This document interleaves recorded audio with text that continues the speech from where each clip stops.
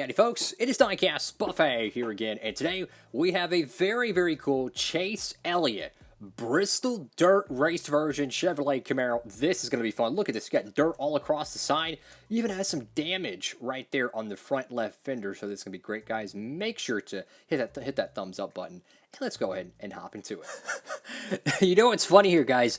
Usually if I open a diecast out of the box and it has some particles on it, I was going to wipe it off. I looked at the nose here and it has dirt. I was like, oh, I'm about to wipe that off. I'm like, oh, wait, it's the Bristol race version, you idiot. This is actually a really cool looking car here, guys. So it's the standard Napa paint scheme with dirt all over it. I mean, what's cooler than that? So let's go ahead and dive into this paint scheme. So a lot of people were probably saying, oh, it's a Chase Elliott car. They'll make anything. He could sit in a porta potty and they'll make a diecast of it. But I actually love the idea of making the Bristol dirt raced version. I wish they would have made more of these, honestly. So you get the Chase Elliott front windshield banner there. Wish we could have got some dirt or something on there. That would have been cool. But get the Napa logo there with some dirt and grime. You go to the front of the car. Lots of dirt. It's a very nice thin coat of dirt. I don't think he had too much contact. And, you know, during the race, the cars actually looked decently clean. They weren't caked up or anything. So you got the number 9 right there. You got Sunoco. Got your grill tape. Got Hendrick Motorsports. Got a little bit of some damage here with some tape right there. I like that. It looks really cool. I love to see damage on the diecasts. So let's go ahead and get a closer look at the left side of this car. You know, I'm a huge Chase Elliott fan, so this is right up my wheelhouse, so to speak. But it's also a raced version with detail. Not just damage detail, but like little details like this. The little what is it, pop rivet design with the jack post arrow. I even have the extended little, what is it, the NACA duct or something on the window. Those are very cool things. So you got Napa Auto Parts right there at UniFirst. Not sure what that says right there. Honorary pit crew member or something. American Ethanol, Valvoline, Cali Blue Book, Chase Elliott. You got Exalta, Akron's, Hooters, Mac Tools, Sibians, Cincinnati Industries, Race Car. You got, what is it, D-Year, because it's cut off, you know. Cup Series, Race Car, Lumar, and Adrenaline Shock. Which is really funny to me how they make their Adrenaline Shock car require a base. But when you use it as a contingency decal, it doesn't require a base at all. You know, it's like if they put Coors Light or Busch Light on a car and it says, oh, we don't have to have a base on it. But if it's a primary paint scheme, we have to. I'm not really sure what they're thinking about that one. Hooters, you can see a little bit of that dirt right there.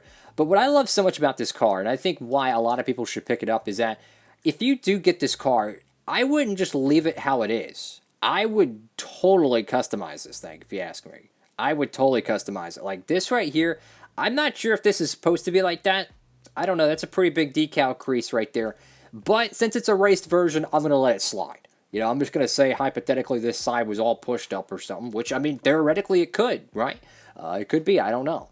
But the reason why I would recommend picking up this car is because you could take some brown paint or you could take some weathering powder and you could truly detail this car. You could get some late model dirt tires and swap it out. You could really trick out this paint scheme.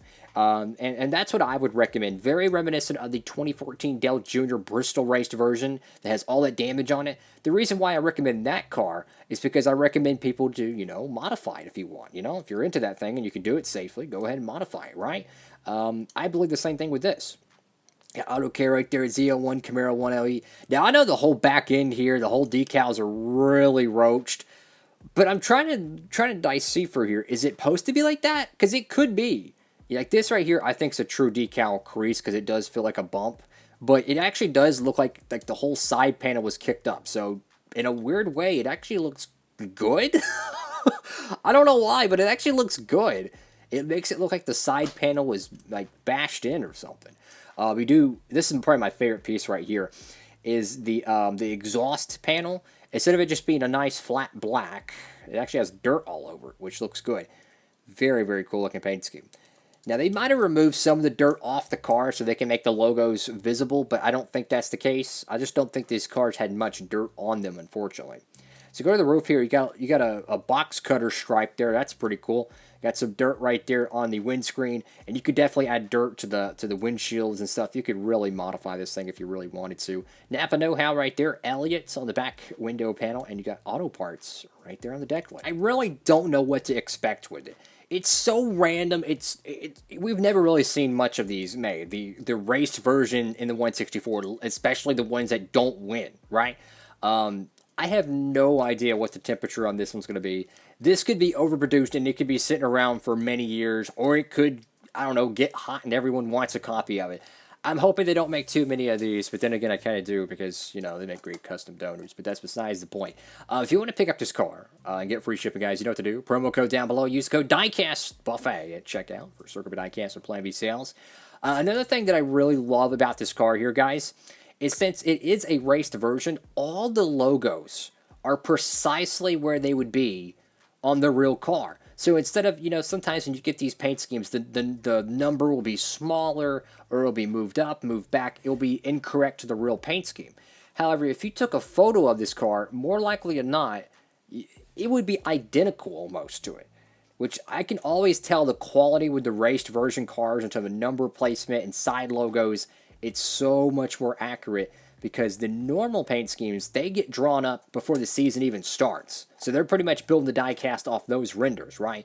But when it comes to raced versions, they're made exactly off what's on the racetrack. So I really like these raced versions. Like that number 9 looks super sharp. It has a little bit of an angle to it that matches that yellow stripe. And I tell you what, that actually looks really, really good. I'm excited for the Road America race win, which, believe it or not, that one's coming out very soon. The Road America 164 win for Chase Elliott and the Coda raced win for Chase Elliott. Both of those are coming out here in April, so make sure to stay tuned for that. Thank you all so much again for watching the video. If you can, please give it a huge thumbs up. More diecast to review here on the channel coming up very soon. We'll show some of these cars on camera real quick if I could get them over here without knocking down the Jenga tower of diecasts. Okay, check these out, guys. We got some really cool paint schemes here. I'm gonna intentionally keep it very unstable so it looks better.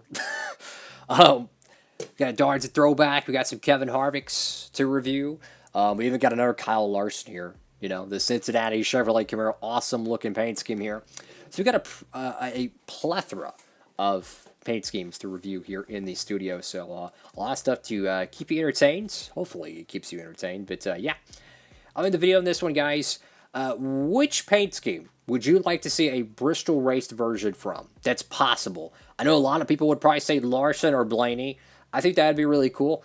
I wish they made all of them. I would love to see every single one of them. I think that'd be pretty cool. I know a lot of the diecast customizers out there could do some fantastic work, and especially with the 124s. I mean, I've seen people literally take late model 160 or 124 tires, like off, you know, just random late model cars, and they will literally put them on the Joey Logano Bristol win or the Chase Elliott, you know, dirt raced version. They would do those. It looks incredible, the detail some of the customizers are able to do. So I'll love to see it. Thank you all again for watching. Have a swell day out there, guys. Diecast Buffet, signing off.